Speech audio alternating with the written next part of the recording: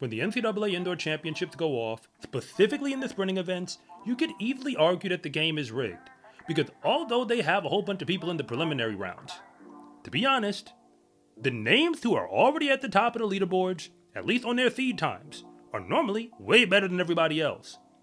Last year, Christopher Morales-Williams broke the world record indoors in the 400. Unofficially, but hey, it still counts. That happened at the SEC championship meet before the NCAAs, so it shouldn't be a surprise that he won the entire event for the Georgia Bulldogs when the final race went off. But he is now an Olympian and a professional athlete, so you had to lower your expectations for the Georgia Bulldogs, at least in the 400 this year, because once again, we knew who was supposed to win the race, or at the very least, the 3 podium spots were supposed to be a lock. Just consider that Nathaniel Ezekiel, who is an Olympian himself in the 400 hurdles, came back to college and ran the number 6 all-time performance indoors in the 400, once again, heading into the NCAA meet. And behind him were Ahmad Robinson of Texas A&M and Jaden Davis of Arizona State, who also ran top 15 all-time performances in that event. So yes, they were supposed to be a whole lot faster than everybody else. But that's why we run the races, because I'm going to be 100% honest with you. I did not watch the men's 400 live at the NCAA meet. I didn't really think that I needed to. I mean, yes, I had an idea of who was going to win, but when I say idea, I didn't really know what order they were going to finish in. So when I checked the results, I knew what names I was expecting to see at the top. But there was somebody else on that list who was all the way at the top, and it was Will Floyd of Georgia. And I'm going to explain my very real reaction to all of this, because I follow college track and field, specifically in the sprinting events, all season long, probably more than just about anybody else out there. And Will Floyd's name never came up as a legitimate contender for the 400 at the NCAA meet, just saying. But he is now an NCAA champion, and beat all the favorites in order to pull it off. So the real question is, who is Will Floyd anyway? And how did he become an NCAA champion seemingly out of nowhere? And from all the data that I have to go off of, because trust me, I Googled it, as far as I can tell, he was never really supposed to be this fast to begin with. Certainly not fast enough to win a national championship as a sophomore in college. To put this in perspective, I give one-on-one advice to college recruits and their families while they're going through the process. And many of them who are tracking towards power conference programs hope to have a career where they become an NCAA champion. But the odds are you're probably not gonna do it, just being real. Because only one person can be the national champion in any event. And there are hundreds of athletes out there who actually compete in these events. And remember, I'm still just talking about the power conferences only. But the fact of the matter is, Will Floyd actually beat the odds and brought a national title back to the Georgia Bulldogs again in the 400 meter.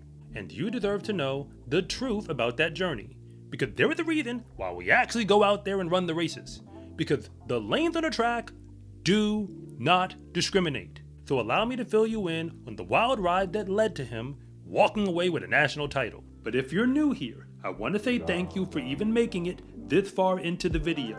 And I'm Coach Rob, the founder of SCARecruiting.com, where I rank the best track and field recruits across the entire nation. And if anything that I say actually connects with you, it is always greatly appreciated if you would please like and subscribe. But if I don't, just let me know in the comment section, because I try to read them all. All the way back at the high school level, Will Floyd would have rated as a low to mid-level 4-star recruit on SCARecruiting.com at the end of his senior year. But that's kind of putting it mildly, because he was also a football player and ranked as a 3-star recruit in that sport on the site 24/7. That said, Will Floyd as a senior swept the 100, the 200, and the 400 outdoors at his state meet. For those reasons, it does make a whole lot of sense that Stanford University made room for him on their roster in their final year in the Pac-12. He competed for them throughout his entire freshman season in 2024, and never competed at an NCAA championship, not in the prelim, not in the regionals, not even on a relay. but he did run at the Pac-12 championships in the 200 and the 400. He not only failed to win a championship in either of those events, he didn't even make a final in the Pac-12. That was 2024. And when that season was over, he evidently entered the transfer portal and landed with the Georgia Bulldogs. And I've already told you that the Georgia Bulldogs take the 400 seriously, but that goes beyond even the past 2 seasons indoors. Because Elijah Godwin, in 2023, also won an NCAA Indoor Championship in that event. So heading into 2025, the Bulldogs had won the 400 indoors 2 years in a row with a separate man each time. And neither of those guys were coming back on this roster. But they did have Will Floyd. There was a legitimate reason why I never noticed him during the regular season. He never broke the 46-second barrier in any of those races in the 400. But at the SEC Championships, he showed us what he was really capable of. He definitely shocked everybody in the other lanes because he went 45.24 seconds, a brand new PR to finish second overall in the SEC.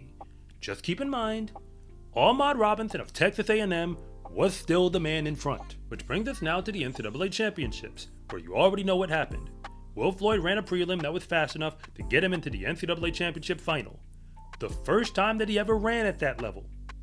And then running in the fastest section, after Ahmad Robinson already put a time on the boards, he not only beat Nathaniel Ezekiel and Jaden Davis, but ran fast enough to win the title outright. And the movie script doesn't even end there, because he came back to run the leadoff leg on Georgia's 4x4. A relay that they sent out there with 2 freshmen on the team. Just saying. And when the dust settled, after 3 sections of the 4x4 went off, with Georgia only in the second section, they not only won that heat, but won the entire meet. Because a whole lot of stuff went down in that last section. But when you check the clocks, Georgia now became the winner. So the same man, who was just a mid-tier 4-star recruit at best 2 years ago, who months ago had never even run in a conference championship final, was now a 2-time national champion. You can't make this stuff up. College track and field at its highest level is basically Olympic caliber. That's why Nathaniel Ezekiel went over to the games and then came back to run in college. I have no idea what the future of Will Floyd's career will look like, but I do know that the secret is definitely out. Because the lanes on the track really don't care who you are as a recruit or what uniform you're wearing. The only thing that matters is who is the fastest man after the gun goes off. And that is even if you were never really supposed to be that fast to begin with. In the sport of track and field, confidence is everything, because when you win, that is just the moment when everybody else finds out what you already knew to be true, that fast is a lifestyle. Get your Fast is a Lifestyle track and field gear at scarecruiting.com/shop or use the link in the description below. It's a huge support to me and this channel, so I can continue to make you more content like this. And remember, it is always greatly appreciated if you would please like and subscribe.